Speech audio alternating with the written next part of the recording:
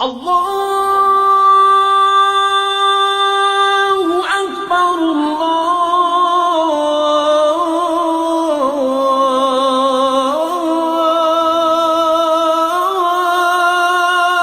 اکبر۔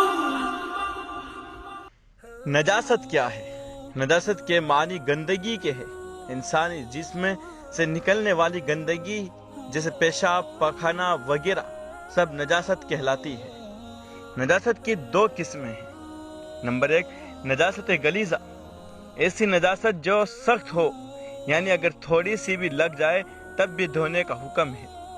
آدمی کا خون یا پاخانہ، پیشاب اور منی کا قطرہ اور شراب، خنزیر کا ماंس اور ہڈی، کتے بلی کا پاخانہ پیشاب، گھوڑے گدھے یا کھچر کی لید، گائے بیل بھینس گوبر، مرغی بطخ کی بیٹ اور سب حرام جانوروں کا پیشاب پاخانہ وغیرہ یہ سب نجاست غلیظہ ہے۔ نمبر 2، نجاست خفیفہ، ایسی نجاست جو کم اور ہلکی ہو، جیسے کہ چھوٹے بچے یا دودھ پیتے بچے کا پیشاب، پاخانہ، حرام پرندوں کی بیٹ اور حلال جانوروں کا پیشاب جیسے بکری وغیرہ سب نجاست خفیفہ ہے۔ نجاست غلیظہ میں سے اگر پتلی اور بہنے والی چیز کپڑے یا بدن میں لگ جائے اور اگر پھیلاؤ میں روپے کے برابر یا اس سے کم ہو تو معاف ہے۔ اس کو دھوئے بغیر اگر نماز پڑھ لے تو نماز ہو جائے گی، لیکن نہ دھونا اور اسی طرح نماز پڑھتے رہنا مکروہ اور برا ہے۔ اور اگر روپے سے زیادہ ہو تو وہ معاف نہیں، بغیر اس کے دھوئے نماز نہیں ہوگی۔ اور اگر نجاست غلیظہ میں سے گاڑی چیز لگ جائے جیسے پاخانہ اور مرغی وغیرہ کی بیٹ، تو اگر وزن میں 4.5 ماشا یا اس سے کم ہو تو بے دھوئے ہوئے نماز درست ہے، اور اگر اس سے زیادہ لگ جائے تو بے دھوئے ہوئے نماز درست نہیں ہے۔ اگر نجاست خفیفہ کپڑے یا بدن میں لگ جائے تو جس حصے میں لگی ہے اگر اس کے چوتھائی سے کم ہو تو معاف ہے، اور اگر پورا چوتھائی یا اس سے زیادہ ہو تو معاف نہیں۔ یعنی آستین میں لگی ہے تو آستین کی چوتھائی سے کم ہو، اور اگر کلی میں لگی ہے تو اس کی چوتھائی سے کم ہو، اگر دوپٹے میں لگی ہے تو اس کی چوتھائی سے کم ہو تب معاف ہے۔ اسی طرح اگر نجاست خفیفہ ہاتھ میں بھری ہے تو ہاتھ کی چوتھائی سے کم ہو تو معاف ہے۔ اسی طرح اگر ٹانگ میں لگ جائے تو اس کی چوتھائی سے کم ہو تو تب معاف ہے۔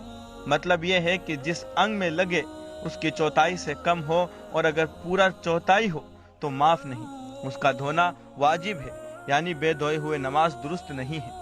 اگر پیشاب کے چھینٹیں سوئی کے نوک کے برابر پڑ جائے کہ دکھنے میں دکھائی نہ دے تو اس کا کچھ حرج نہیں، دھونا واجب نہیں ہے۔ اگر نجاست ایسی چیز میں لگی ہے جس کو نچوڑ نہیں سکتے جیسے تخت، چٹائی، زیور، مٹی یا چینی کے برتن، بوتل، جوتا وغیرہ، تو اس کے پاک کرنے کا صحیح طریقہ یہ ہے کہ ایک بار دھو کر ٹھہر جائے، جب پانی ٹپکنا بند ہو جائے پھر دھوئے، پھر جب پانی ٹپکنا رکے تب پھر دھوئے، اسی طرح 3 بار دھوئے تو وہ چیز پاک ہو جائے گی۔ کپڑا اور بدن صرف دھونے ہی سے پاک ہوتا ہے، چاہے دلدار نجاست لگے یا بادل کی، کسی اور طرح پاک نہیں ہوتا۔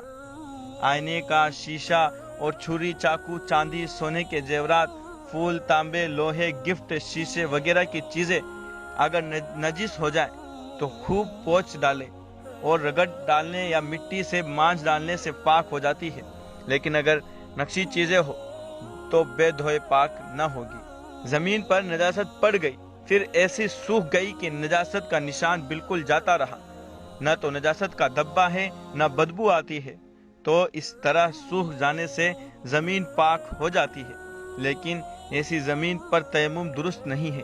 ہاں، نماز پڑھنا درست ہے۔